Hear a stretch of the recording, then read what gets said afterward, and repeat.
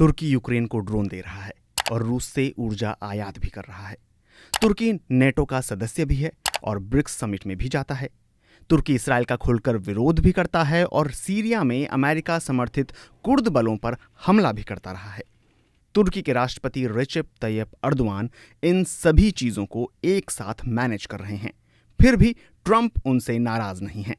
भारत भी रणनीतिक स्वायत्तता की नीति के तहत रूस से तेल खरीद रहा है और क्वाड के साथ ब्रिक्स में भी है, लेकिन ट्रंप का रुख यहां बिल्कुल अलग है। ट्रंप ने ऐसे कई फैसले लिए हैं जो भारत के हितों पर चोट करते हैं। वहीं अर्दोआन 2019 के बाद पहली बार द्विपक्षीय दौरे पर अमेरिका जा रहे हैं। इससे पहले अर्दोआन ट्रंप के ही पहले कार्यकाल में 2019 में व्हाइट हाउस गए थे। जो बाइडेन से अर्दोआन के संबंध तनाव भरे रहे थे।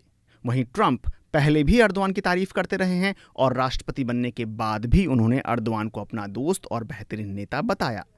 वैसे ट्रंप तारीफ तो पीएम मोदी की भी करते हैं और अपना दोस्त बताते हैं। ट्रंप के पहले कार्यकाल में अमेरिका ने तुर्की को F-35 फाइटर जेट प्रोग्राम से बाहर कर दिया था। तुर्की ने रूस से S-400 मिसाइल डिफेंस सिस्टम खरीदा था और अमेरिका को ये रास नहीं आया था। अर्दोआन 25 सितंबर को व्हाइट हाउस पहुंच रहे हैं। ट्रंप ने ट्रुथ सोशल पर इसकी घोषणा करते हुए लिखा, हम तुर्की के राष्ट्रपति के साथ कई कारोबारी और सैन्य समझौते पर काम कर रहे हैं। इनमें बड़े पैमाने पर बोइंग एयरक्राफ्ट की खरीद और F-16 डील शामिल है। इसके अलावा F-35 पर भी बातचीत जारी रहेगी।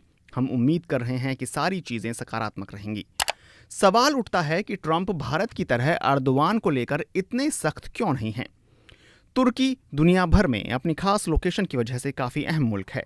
इसी वजह से तुर्की नेटो का अहम सहयोगी माना जाता है। तुर्की यूरोप, एशिया और मध्य पूर्व में एक रणनीतिक ब्रिज की तरह माना जाता है।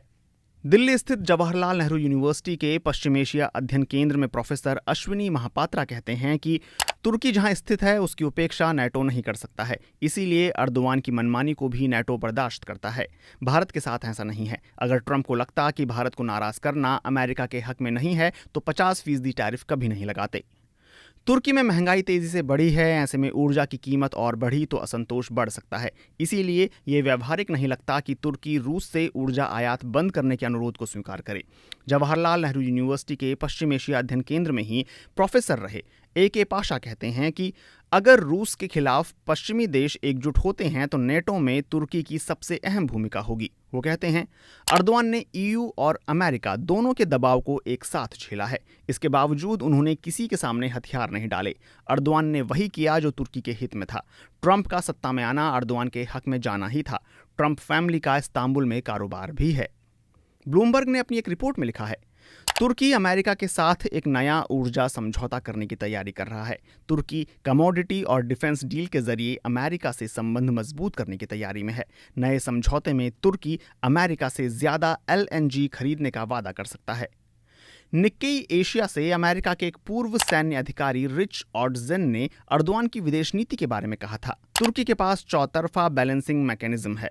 अर्दोआन यूरोप से पश्चिम तक संतुलन चाहते हैं, इस्लामिक दुनिया से लेकर साउथ तक और पूरब में यूरेशिया के अलावा उत्तर में रूस तक अपना संबंध चाहते हैं। जब भी वह किसी एक तरफ खतरा महसूस करते हैं दूसरी तरफ मुड़ जाते हैं। कई विश्लेषकों का मानना है कि अर्दोआन को सियासी और अंतर्राष्ट्रीय मुश्किलों से निकलना आता है। पिछले 2 दशकों में अर्दोआन ने कई मुश्किल परिस्थितियों का सामना किया है और मजबूत बनकर निकले हैं।